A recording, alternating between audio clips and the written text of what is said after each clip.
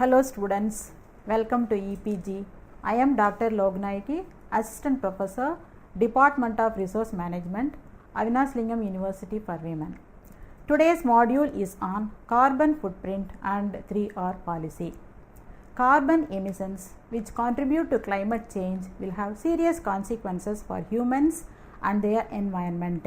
While global carbon emission saw almost no growth last year in 2015, says a study, global carbon emissions from burning fossil fuels are projected to rise only slightly in 2016, marking 3 years in slowdown, said the study published in the journal Earth System Science Data. According to the US Environmental Protection Agency, carbon emissions in the form of carbon dioxide make up more than 80% of the greenhouse gases emitted in the United States. The burning of fossil fuels releases carbon dioxide and other greenhouse gases. These carbon emissions raise global temperatures in the atmosphere, alter water supplies and weather conditions, change the growing season for food crops, and threaten coastal communities. With increasing sea levels, global emissions now need to decrease rapidly.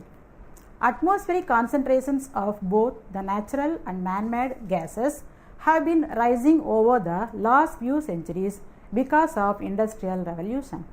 Due to the increased global population and reliance on fossil fuels such as coal, oil and natural gas, the emissions of these gases have risen. While gases such as carbon dioxide occur naturally in the atmosphere through active interference with the carbon cycle by burning forest lands or mining and burning coal, people artificially move carbon from solid storage to its gaseous state, thereby increasing atmospheric concentrations. Objectives: to understand the impact of carbon footprint on future endeavors, to adopt the 3R policy of reduce, reuse and recycle to minimize the carbon emissions, to assess the sources by which an individual releases carbon emission. Last one is to reduce carbon footprint for protecting the environment. What is the difference between carbon footprint, greenhouse gas footprint? Carbon footprint is the amount of carbon emission by any activity or industry. One can compare ecological footprint with the other elements of human demand. Human demands include our food sources, requirements of resources for consumption of goods, land used for building, roads, etc. More than 50% of ecological footprint is due to rapidly growing needs of human beings. It also means the impact created by the environment due to human activities. Now let us see greenhouse gas footprint. It denotes the amount of greenhouse gas that are emitted during the creation of products or services. According to the US Energy Information Administration, the greenhouse gases are the one that keep heat in the Earth's atmosphere. Although greenhouse gases occur naturally, human activity contributes a great deal to greenhouse gas emissions. About 3/4 of greenhouse gas emissions by the humans are from burning of fossil fuels. We burn fuels, that is non-renewable energy sources, when we heat our homes, operate vehicles and even use electricity. It is important for each individual to understand his or her impact on the future and work to make the impact more positive. Mention the sources of carbon dioxide emissions. There are two major sources of carbon dioxide emissions. They are natural and human activities. Natural, it is due to decomposition, ocean release and atmosphere respiration. Human activities: burning fossil fuels, that is 87% of coal, oil and natural gas. Deforestation 9%. Industrial process like cement production, brick manufacturing, etc. 4%. Hence, carbon dioxide emission from combustion of fossil fuels is the largest human source. Energy released by burning of these fuels is turned into heat, electricity or power for transportation. In 2011, use of fossil fuel created 33.2 billion tons of carbon dioxide emissions worldwide. Coal is the largest fossil fuel which produces approximately 2.5 tons of carbon dioxide for every ton of coal burned. Anything that involves fossil fuel has carbon dioxide emission. When we quote phone as an example, when it is used, it runs through electricity, and electricity is made from burning coal or natural gas. How will you calculate the carbon footprint? Carbon footprint is the sum total of carbon dioxide emitted out of human activities in a given time. It is usually calculated for a year. In other words, it is the total amount of greenhouse gases produced. Carbon dioxide is a greenhouse gas which causes global warming. A greenhouse gas is a gas in an atmosphere that absorbs and emits radiation within the thermal infrared range. This process is the fundamental cause of greenhouse effect. The primary greenhouse gases in Earth's atmosphere are water vapor, carbon dioxide, methane, nitrous oxide, and ozone. Without greenhouse gases, the average temperature of Earth's surface would be about 18 degrees centigrade, rather than the present average of 15 degrees centigrade. Since the beginning of Industrial Revolution, human activities have produced a 40% increase in the atmospheric concentration of carbon dioxide from 280 ppm in 1750 to 400 ppm in 2015. The first step to go green is to understand one's own carbon footprint, whether it's for the home or workplace, or it is important to understand how much carbon dioxide is generated per year, so that we realize our responsibility to minimize carbon footprint. Experts suggest that we have to reduce our carbon footprint by as much as 80% to control the global warming. Reducing carbon footprint save the planet. Justify this statement. As we are becoming more dependent on carbon-based fuels, we could see a rapid increase in the atmospheric concentration of carbon dioxide, around 280 parts per million before the Industrial Revolution to 370 ppm at present. In the current use of fossil fuel continues, the concentration of carbon dioxide is likely to exceed 700 ppm by the end of this century. According to experts, this could lead to global warming between 1.4 and 5.8 degrees centigrade, which may result in severe weather conditions and damage to natural ecosystems. Reducing carbon footprint is the topmost priority of everybody, whether the individuals, companies, or the nation. Reducing carbon footprint at home. Today's existence is much dependent on more usage of electrical appliances. Use of electricity, coal, gas, and oil are the major cause of carbon footprint. On the use of computer, for every 32 hours, 1 kg carbon dioxide is emitted into the air. Refrigerators, dryers. On the use of computer, for every 32 hours, 1 kilogram carbon dioxide is emitted into the air. Refrigerators, dryers, ovens, washing machines also emit carbon dioxide. Reducing the use of these appliances or using energy efficient appliances can decrease carbon footprint. So, make energy efficiency a primary consideration when choosing new electrical appliances. Products bearing the Energy Star label are known for superior efficiency. Second one, read your electric meter. Record every day the total kilowatt hours used. Every kilowatt hour produces 1.5 pounds of carbon dioxide, but for every kilowatt hour used, 2.2 are wasted or lost during transmission over electrical lines. Therefore, small changes can have a big impact. Reduce the usage of by replacing standard lights, bulbs to compact fluorescent or LED. Keep in mind, fluorescent light bulbs contain mercury, So proper disposal at your local recycling center is a must. Turning off computers when not in use can reduce their carbon footprint by 50%. Third one, turn off lights while leave the home. Thermostat should not be set too high or low. A program model can be installed to turn off the heat or air conditioning when we are not at home.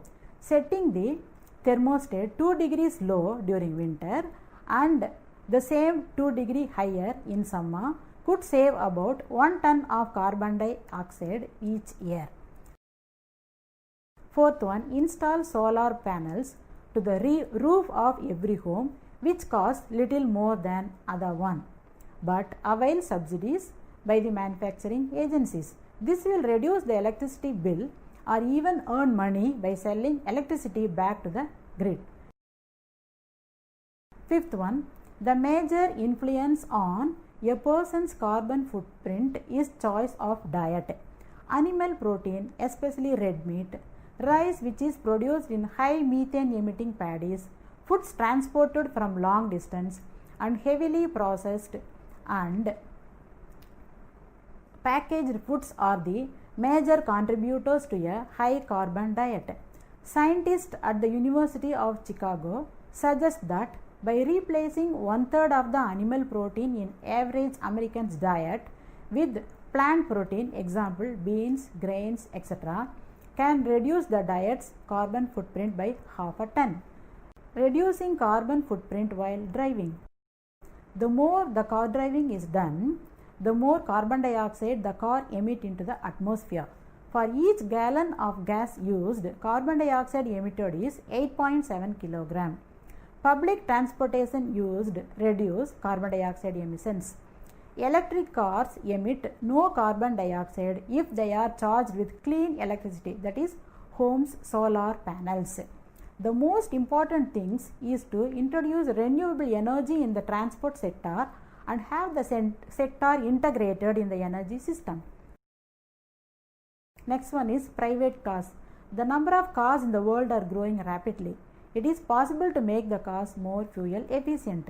If the electric cars are charged by wind turbines, for instance, they seem to be a fine solution for the global energy system. In the long term, cars powered by fuel cells and hydrogen can supplement electric cars. There should be emphasized on more kinds of alternative fuels so that vital transport activities are not affected by supply failures. Other ways to reduce carbon footprint. First one, always purchase water efficient shower heads, faucet heads, toilets, dishwasher and washing machines. Second one, by installing drip irrigation in the garden, plants receive only what they need. Large amount of potable water is consumed for non-essential purposes. It is advisable to collect and use rainwater for most of our activities other than drinking. One has to minimize the usage of water to reduce carbon footprint. Third one, whenever possible, follow clean alternatives to fossil fuels such as wind, solar, geothermal and appropriately designed hydroelectric and biomass energy projects. Fourth one, buy locally grown food. This will reduce the food miles. By eating seasonal and locally grown vegetables, we put less stress on the earth. If purchased at farmers market and specialty local food shops, we not only consume locally grown food but also cut the travel significantly. 3R policy to reduce carbon footprint. The most common way to reduce the carbon footprint of the environment is to reduce, reuse and recycle. The Ministry of Economy, Trade and Industry and the Ministry of Environment is promoting the 3Rs to create a sustainable society. Reduce, that is reducing the amount of waste by increasing the efficiency of resource use and extending the useful life of products.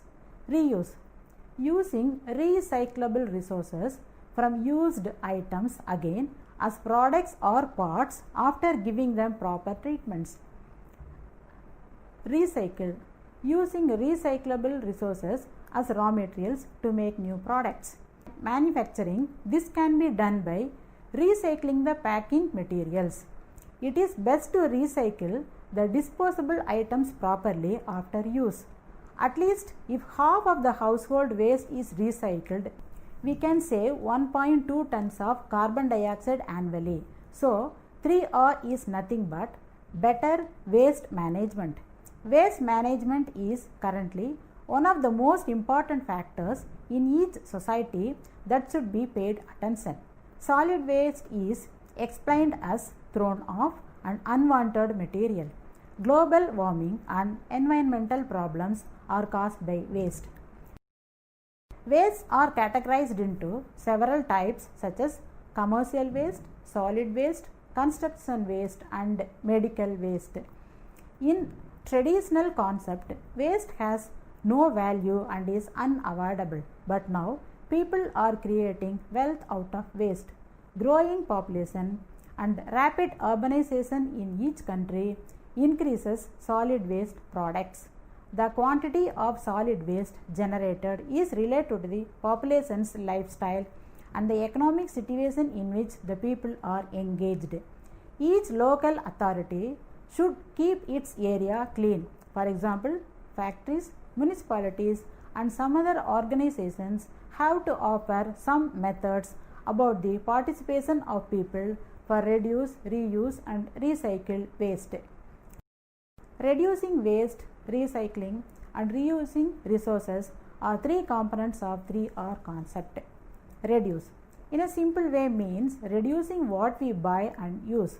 While purchasing, spent on durable items which may cost high due to its quality. How to reuse the materials that we have already. Worn out cloth materials like doormat and then door curtain. Old bottles could be used for storage of other food items. Sewage water diverted to kitchen garden. Kitchen waste can be converted as compost for garden. Reduce your accessibility. Repair if something is broken and reuse it instead of just throwing out. Also encourage others to use the recycled products. Reuse. Bring cloth sacks to the store with you instead of taking home new paper or plastic bags. You can use these sacks again and again. You will be saving some trees. Plastic containers and reusable lunch bags are great ways to take your lunch to school without creating waste.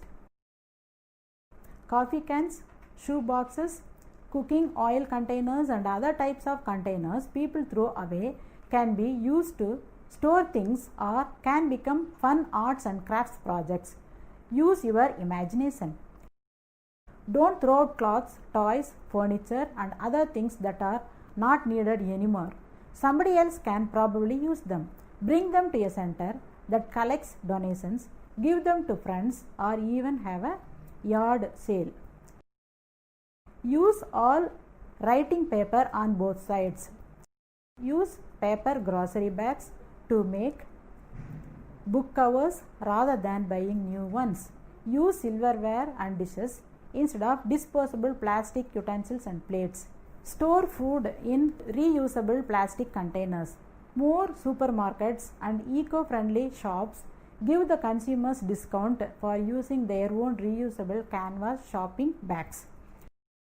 Every year, Americans throw away 50 billion food and drink cans, 27 billion glass bottles and jars, and 65 million plastic and metal jar and can covers. More than 30% of our waste is packing materials. Nearly 85% of our garbage is sent to dump or landfill, which will take 100 to 400 years for things like cloth and aluminium to decompose. Glass has been found in perfect condition even after 4,000 years in the earth. Don't buy things which are not used immediately, that are not in need. Instead of throwing things away, try to find ways to use them again. Recycle. Many of the things we use every day, like paper bags, soda cans, and milk cartons, are made out of materials that can be recycled. Recycled items are put through a process that make it possible to create new products out of the materials from the old ones. In addition to recycling the things that are purchased, we can help the environment by buying products that contain recycled materials. Many brands of paper towels, garbage bags, greeting cards, and toilet paper, to name a few examples, will tell on their labels if they are made from recycled materials. In some towns, you can leave your recyclables in bins outside your home, and a truck will come and collect them regularly. Other towns have recycling centers where you can drop off the materials you have collected. Things like paper and plastic grocery bags and plastic and aluminum cans and bottled can often be brought to the grocery store for recycling. Whenever your system is, it's important to remember to rinse out. For materials like fluorescent light, batteries, electronics, contact the recycling department located in your locality and sort out the recyclables. In 1999, recycling and composting activities prevented about 64 million tons of materials from ending up in landfills and incinerators. USA recycles 28% of its waste, a rate that has almost doubled during the past 15 years. 42% of paper, 40% of plastic soft drink bottles, 55% of aluminium beer and soft drink cans, 57% of steel packaging, and 52% of major appliances are now recycled.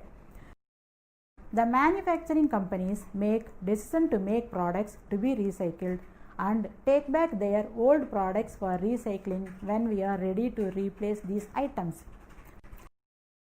As many companies are redesigning things to be easier on the planet, they are making reduction in our ecological footprints. The manufacturing companies make decision to make products to their old products for recycling when we are ready to replace these items. As many companies are redesigning things to be easier on the planet, they are making reduction in our ecological footprints. Now let me come to the conclusion that why we have to follow the 3R concept. Adoption of 3R policy is an initiative by the Government of India in order to develop the smart cities in India. The importance of the 3Rs for the preservation and effective utilization of natural resources has been realized and acted upon by the government. Production from waste is one of the key focuses which can offer a multifold benefit of development, waste management, and sustainability of environment. To overcome the present crisis of waste accumulation leading to adverse environmental effects, there has been immense work going on for the conversion of waste to energy. In order to meet the problems of environmental deterioration caused by fossil fuel consumption, the Indian government has started a smart city mission which aspires to give a decent life to the Indian citizens.